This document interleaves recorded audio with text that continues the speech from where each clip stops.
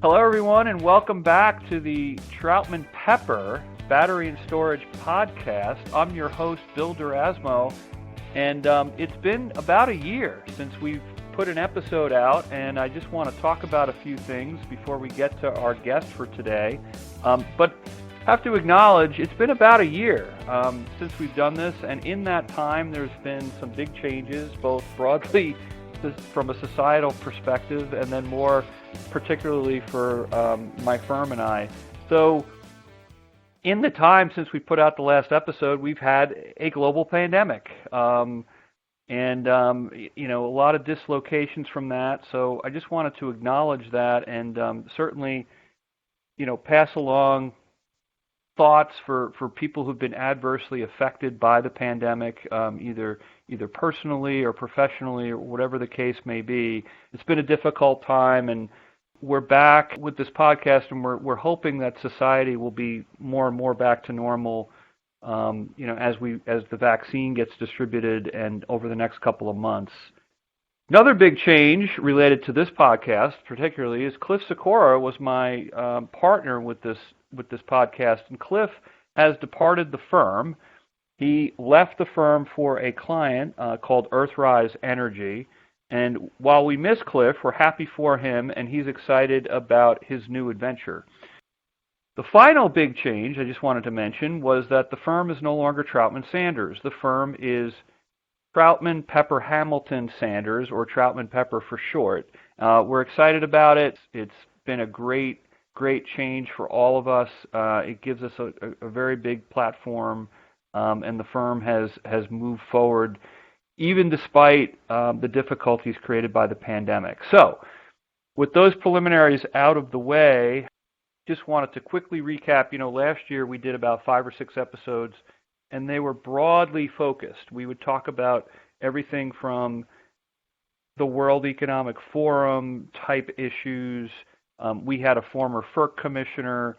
We talked about developments in various regional markets.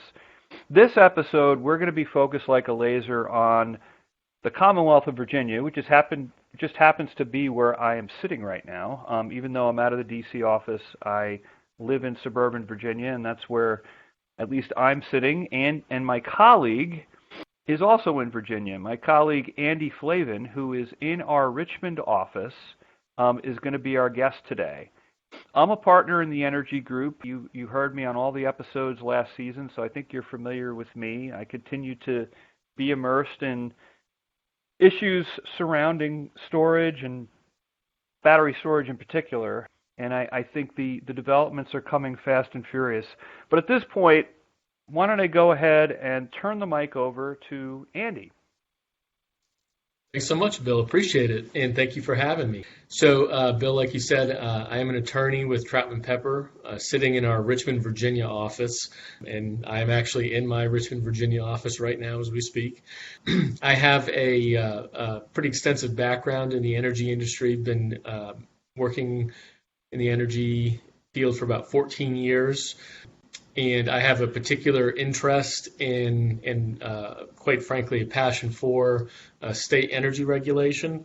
So I think, a lot of folks, when they hear that, they think about, rate making and stuff like that. That's certainly a big piece of it. But I also have a particular interest in energy infrastructure siting and development, and in particular, energy storage.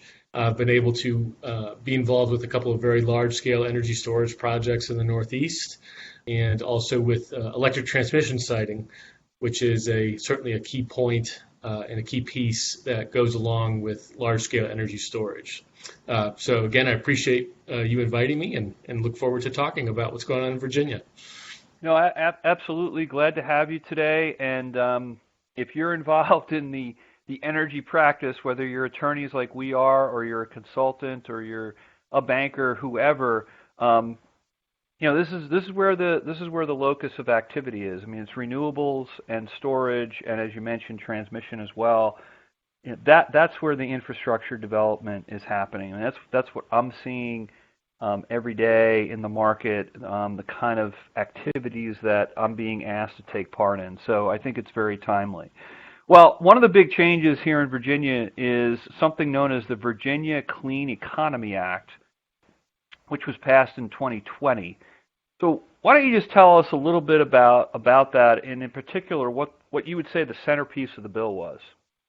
Sure. So the Virginia Clean Economy Act, as you mentioned, was passed in 2020 and became effective on July 1st, 2020. It was a huge bill that certainly transformed Virginia's energy sector, but a couple of the key, I guess, centerpieces of the bill are a requirement to gradually retire fossil fuel generation assets, to institute a mandatory renewable portfolio standard for the Commonwealth's two largest investor-owned utilities, and also to set targets for, and quite frankly, aggressive targets to construct new renewable generation, primarily solar and wind, and also energy storage. And those requirements, those targets are, again, those are specifically on Virginia's two largest investor-owned utilities, and the storage target is as well. But those are targets that need to be met not just with utility constructed assets, but also with assets that are either acquired through that are developed by a non-utility and then sell the project, or through a third-party power purchase agreement where the asset will continue to be owned and operated by a non-utility, but the utility will purchase the energy and capacity and so forth from those projects. Right, and in fact, it looks like there's RFPs that are going to happen basically on an annual basis. That's correct, and so certainly that's true across the board. Like I said, there's a very strong solar component, a strong wind component. Specifically to energy storage, there's a requirement that the two utilities construct or acquire 3,100 megawatts by 2035. At least 35% of that has got to come from non-utility developers. And yes, a big part of that is there are annual RFP requirements where the utilities will put out, again, minimally annual requirements seeking to purchase energy storage assets or solar and wind, as the case may be. Well, yeah, it's interesting because that's an efficient way to go, in my opinion, just in what I've seen in other states. I mean, familiar with the state of Indiana, and the utilities there have done some competitive solicitations, which have resulted, I think, in some creative developments on the renewables front. And I think in the future, I think you'll see what's coming down the pike is renewables plus storage. And the renewables plus storage is obviously the advantage being that you can firm up, so to speak, the intermittent resources. You've got the wind and you've got the solar, and unless you're uninitiated in this space, which is fine, you realize that the wind and the solar are intermittent because of the fuel, quote unquote, that's used. And so, the theory being with storage, you pair the two, and then you take away the intermittency problem, at least to a degree. And so that seems to be the wave of the future. And I think I would guess you'll see a lot of that coming down the pike for the Commonwealth. As far as you mentioned the state commission, I would imagine that they're going to be busy in this space. I mean, they're always busy anyway. But with respect to this new law, and then as far as dealing with this new thing, it's not really new, but new for certain states, this new thing called storage and how we deal with it. So maybe you could just tell us a little bit about how the SCC is proceeding here.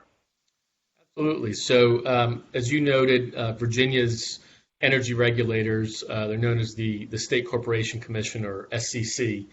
And part of one of the provisions of the Virginia Clean Economy Act as it related to that storage, the energy storage targets, is that the General Assembly directed the State Corporation Commission to basically promulgate and adopt regulations in order to facilitate this considerable deployment of energy storage. And towards the end of last year, the State Corporation Commission did just that through a rulemaking process, and those rules were finalized at the end of the year and became effective on January 1 of 2021. And again, just at a high level, what they do, they set interim energy storage targets for the two largest investor-owned utilities. So basically, there are interim targets to meet that ultimate 3,100 megawatt goal. The commission set targets for 2025, 2030, and then ultimately 2035. So, stepping stones basically on how the utilities are supposed to get there. It also sets requirements, again, for that annual RFP process, so the competitive annual solicitation. And the interesting part where there hasn't been much detail or development on this just yet is that the utilities will also have to submit applications for approval of behind-the-meter incentives, again, related to storage, non-wires alternative programs, which, again, I think that's targeting distribution and transmission infrastructure primarily, and then also peak demand reduction programs relating to storage. So interesting, kind of subset there, not a ton of detail yet on what that's going to look like, but I expect to see more details on that in the upcoming year. Yeah, I mean, there's a lot there, and the other one is, tell me a little bit about siting and Yes. the certification process, the so-called CPCN, which stands for Certificate of Public Convenience and Necessity, and which is common in many states. Why don't you go through and just tell us a little bit about that front, because that's another dimension to all of this. Yes, and that's a great point. The part of the regulations that the commission issued that are now effective is the commission created a non-utility energy storage permitting process. So the commission is not calling it a certificate of public convenience and necessity. It's a permit, but it's basically the same thing. The Virginia's investor-owned utilities already have a different process to go through, and that's really truly a CPCN. So there was this a need the commission felt for this non-utility permitting process for energy storage. So what that did is it applies to any energy storage facility above 1 megawatt in capacity, and it also, interesting, it includes both standalone facilities and also if a developer wanted to aggregate a bunch of smaller facilities, as long as the capacity of those aggregated facilities exceeds 1 megawatt, those permitting requirements are going to apply to each of those smaller individual systems. From a practical perspective, it looks very similar to Virginia's CPCN process for electric generation. So it's very similar to what you might see if you tried to or you tried to site a large utility scale solar facility.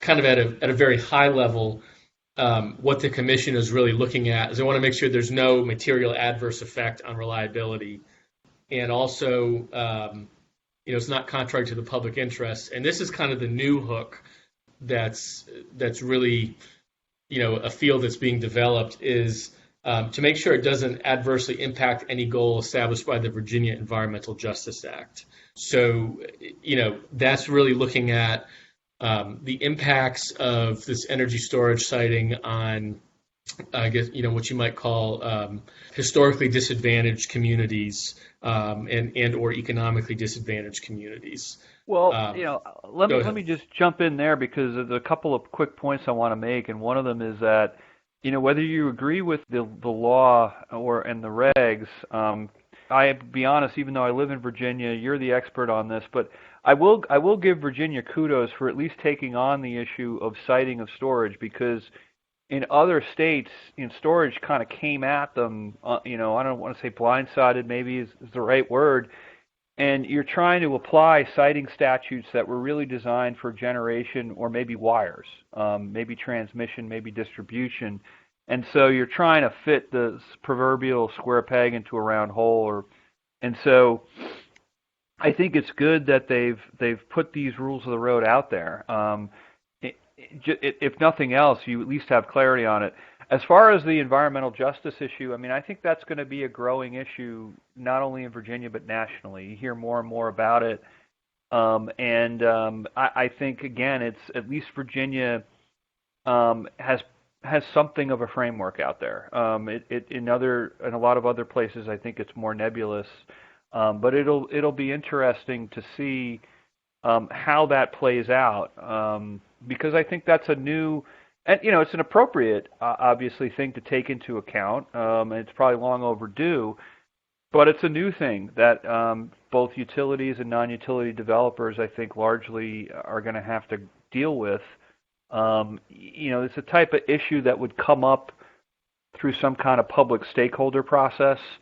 It would be more informal. Now there's a formality to it, and I think that's a good thing. But so it's interesting that that's all in there. And I understand it's not well defined just yet, but the siting cases that'll come up here in the next couple of years will fill in those blanks, no doubt. Yes, that's absolutely true. And one thing we're starting to see, kind of as you alluded to, this kind of utility scale energy storage is, relatively speaking, on the newer side, at least as it's kind of being addressed by state regulators. Obviously, solar has been around for a while. So I was just noticing the other day there's a CPCN application for a solar facility pending before the commission, and for the first time, the hearing examiner issued recommendations to be addressed by the applicant concerning environmental justice. So, little bit of a different context, but we're starting to kind of see the outlines of that. And I think the point is that that's not going to be unique just to energy storage. So, I mean, if you're going to co-locate with solar, that'll be an important consideration. If you need to construct, a transmission line to interconnect, that's going to be an important consideration of that process as well. And the other thing too, Bill, just to echo what you said, I think there's certainly room for good faith disagreement about the details of these regulations and what may or may not make sense. I'm sure we'll see them be modified as we move forward. But that is a good point, though, that there's at least some defined standard now. I've been involved in cases in the Northeast where, as you mentioned, the state siting laws were designed for kind of more traditional generation and electric transmission. They were silent on energy storage. And in those instances, that involved, and it's something that certainly developers need to think about for sure. In those cases, the developers petitioned the state siting regulators for, basically the equivalent of a declaratory judgment that says, hey, this storage facility is not generation or transmission, so we shouldn't have to go through that same siting process. So there is, there's some precedent for dealing with that, but I also think as some states have come into that, you may start to see those states actually try to carve out a specific category or specific set of regulations for energy storage siting, which is exactly what Virginia did. Right, and like I'll give you another example, Wisconsin. At least as of a year ago, the way the statute was written, it really talked about what sounded like generation, and it was aimed at that, understandably, for when the statute was written. And so, it's just another example of, with storage coming onto the scene, a lot of states are trying to deal with, okay, how do we maintain control over something we probably should have control over, the siting of new electric infrastructure related to this sort of ubiquitous service, electric service. But it's a new technology, and the statutory language might not fit neatly. So, it's an interesting issue that'll play out differently in different states, but certainly Virginia's trying to take it on. I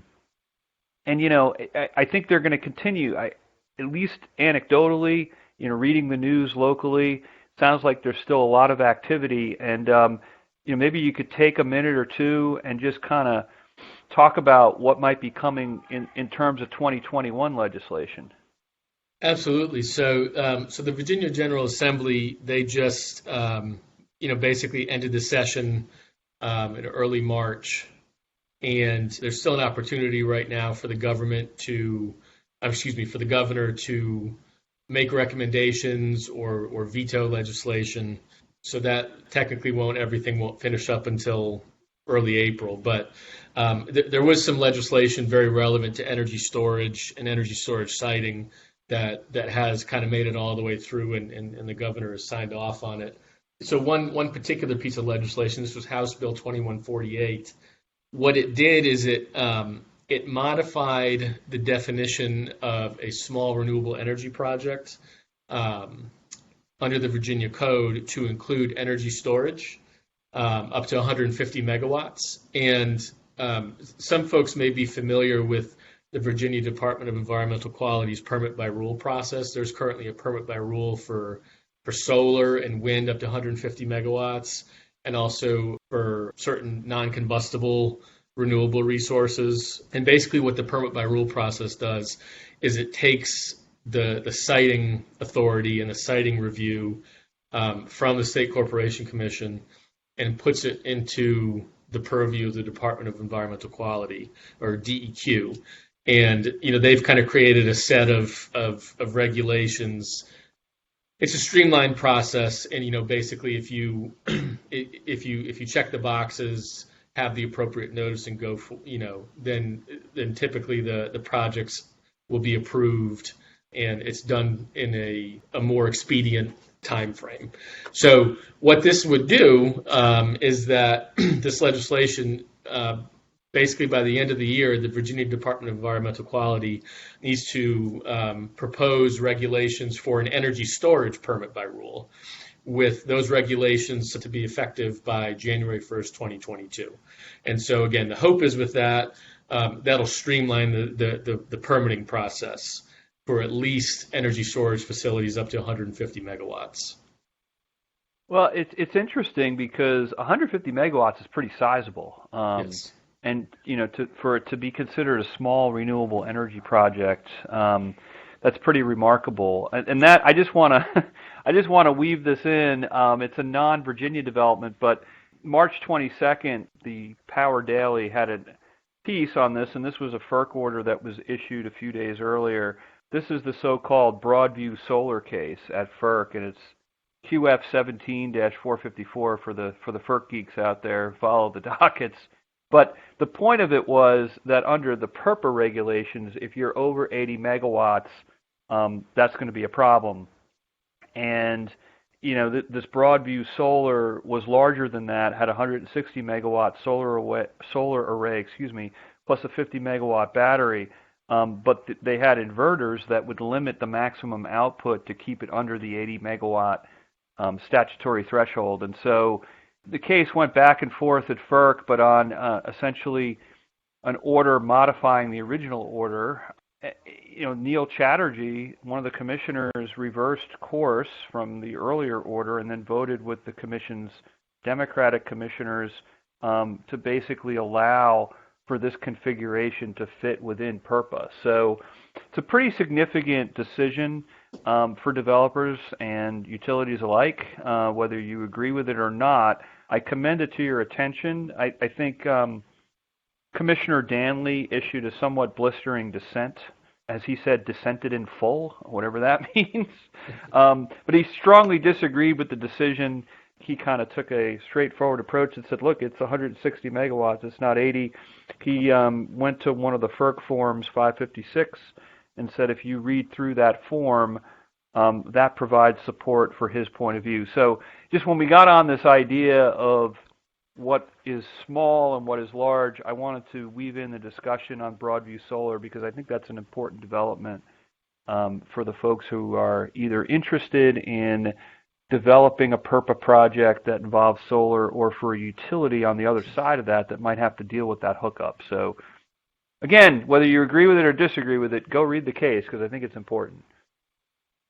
Absolutely, and I think that brings up another interesting point too. Is that we're talking about talking about these, energy storage assets and, before talking, whether it's generation or transmission or anything like that, I know, Bill, you do a lot of work with FERC, and there's kind of, a line of thought with how FERC may view energy storage as a generation asset or transmission asset.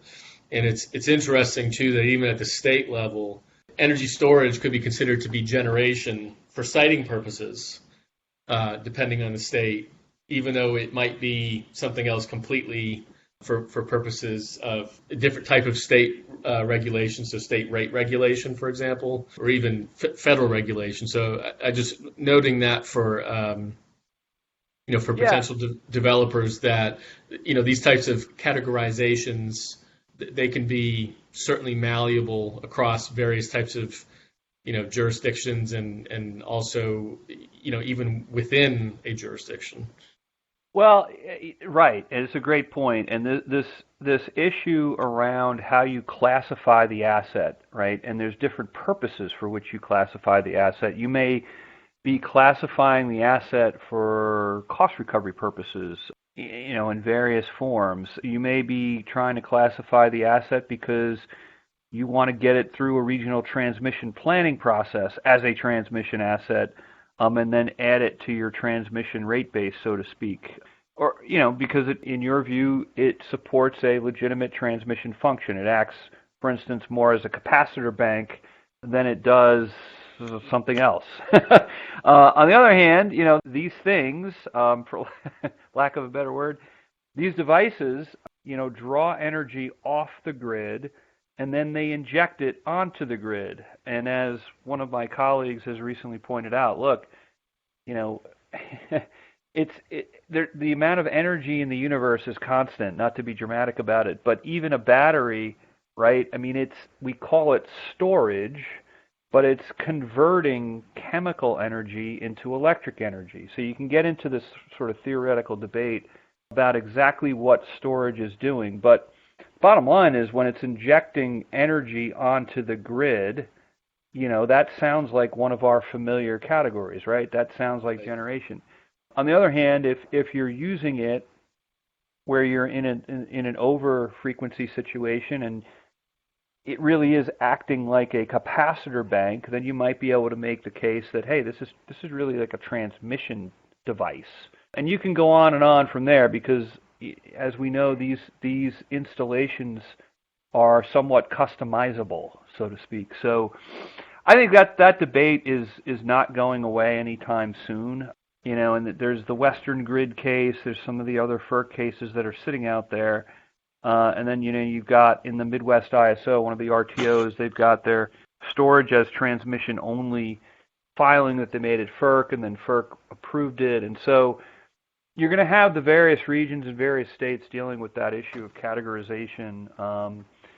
But, at the end of the day, it's energy that's being either withdrawn from the grid or injected onto the grid, and somehow we're going to have to work through that.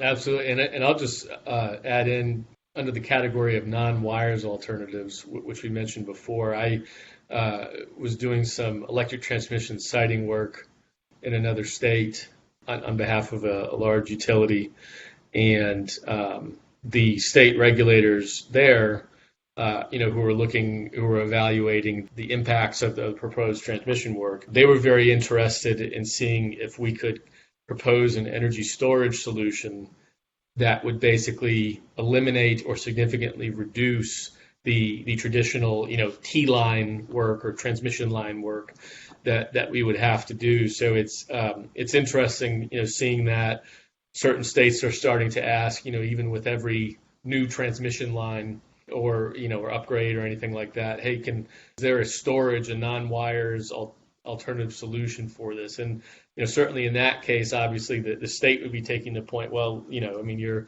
using it as part of a transmission project. This is a transmission asset for our purposes. So anyways, just adding another example of that. And well, and you can get the creative juices flowing. I was at a storage conference a couple of years ago, and I honestly don't remember which utility it was, but utility walked through that they had this remote load. It was basically at the top of a mountain, and it was literally something related to either the park rangers. It was a public safety type of a function, and they ran a wire up the mountain traditionally, and that's how that facility would get electricity.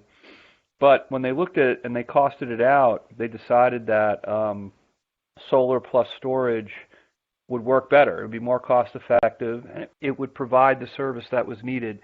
So just playing that out, I mean, if you look at that and you're the state regulator and you look at it, it's cost effective and you prove it, then how do you classify it? I mean, you could classify it as, you could say, well, it's generation because it's solar, and then solar plus storage and providing electricity. But who knows? Maybe a regulator might look at it and say, yeah, but it's displacing a transmission solution, so maybe we should look at it differently. I'm not sure how that'll play out, but I just think it's an interesting debate again to have.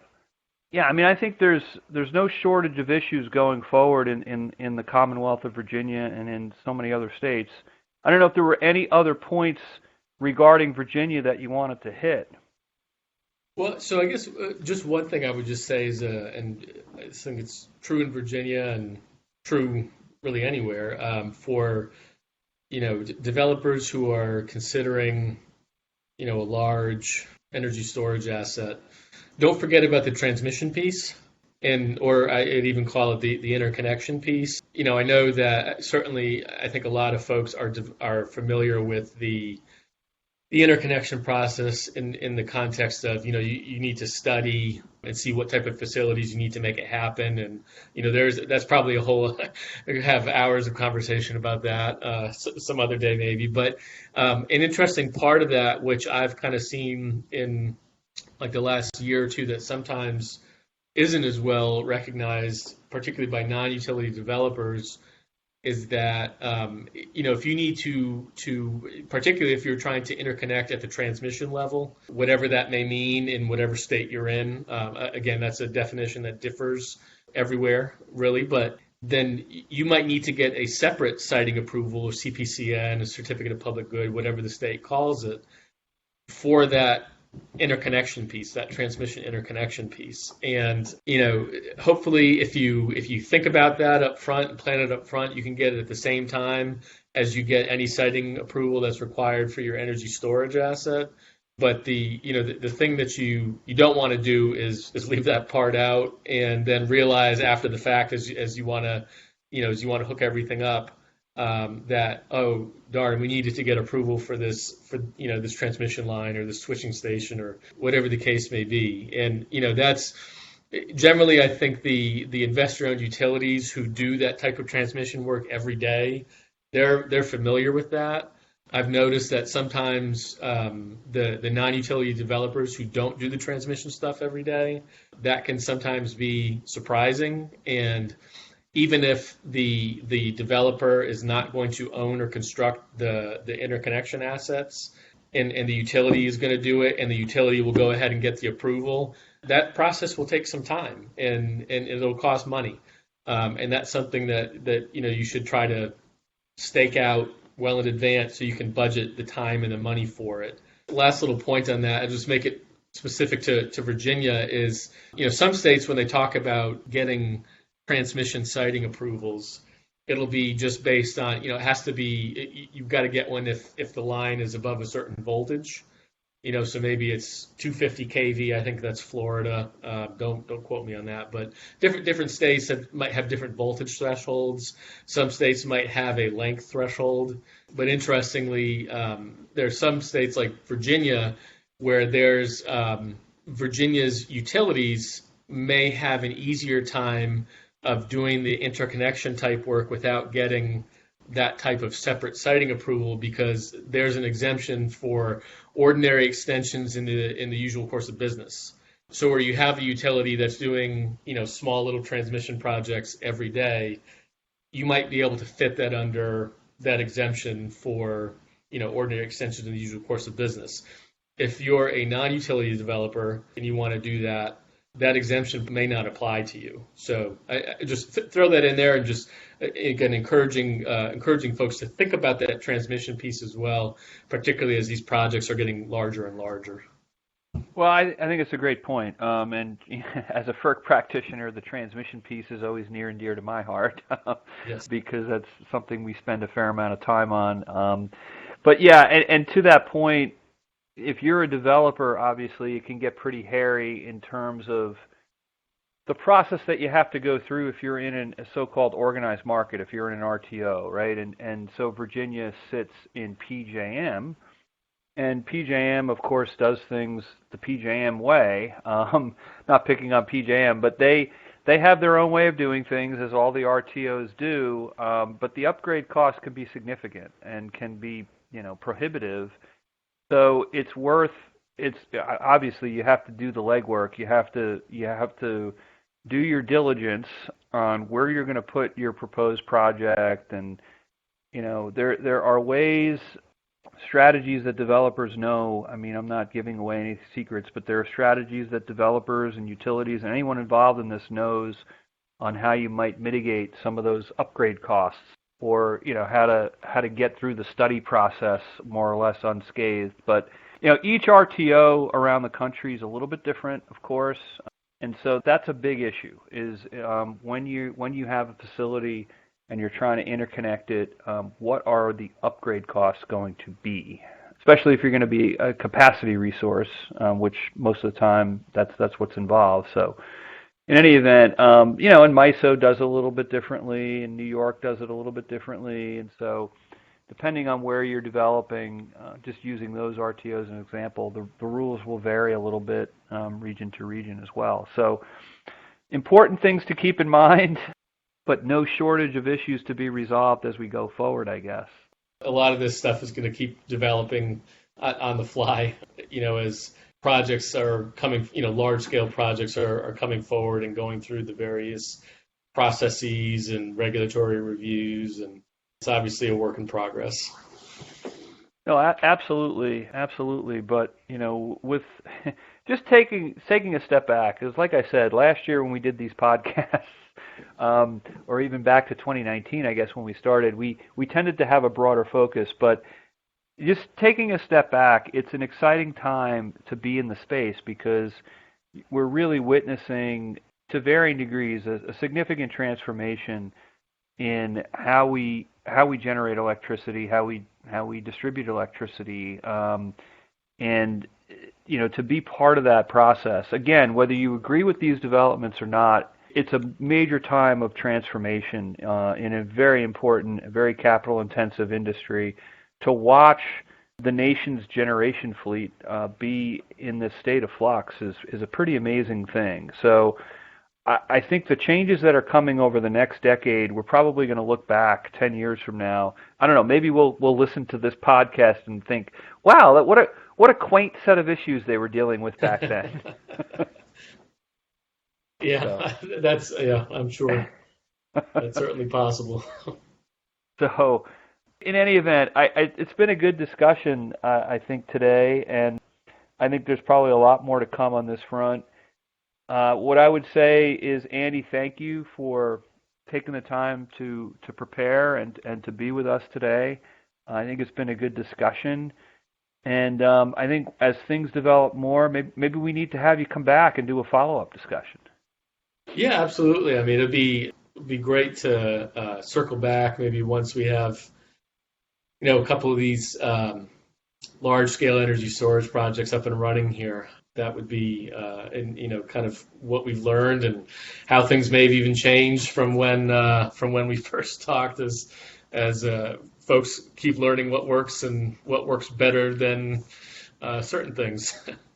Right. Well, I'm in Northern Virginia, and I guess it's probably it's a little ways away from where I actually live. But you've got the server farms and all of that activity out sort of the Dulles corridor out that way, and it's a significant amount of load that's been added to the system over the last few years. So I think there's going to be a fair amount of development. You've got Amazon HQ2 coming into Northern Virginia as well.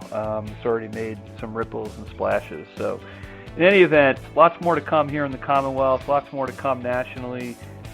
We are going to continue to track these issues on this here podcast. So we hope that you will listen to this podcast, that you'll like it, and hopefully we've got a bunch more episodes coming to you soon. But for now, I want to say thank you to Andy, and I guess we're going to sign off. Thanks, everyone. Keep listening. Bye-bye. Copyright Troutman Pepper Hamilton Sanders, LLP. These recorded materials are designed for educational purposes only. This podcast is not legal advice and does not create an attorney-client relationship. The views and opinions expressed in this podcast are solely those of the individual participants. Troutman Pepper does not make any representations or warranties, express or implied, regarding the contents of this podcast. Information on previous case results does not guarantee a similar future result. Users of this podcast may save and use the podcast only for personal or other non-commercial educational purposes. No other use, including, without limitation, reproduction, retransmission, or editing of this podcast may be made without the prior written permission of Troutman Pepper. If you have any questions, please contact us at troutman.com.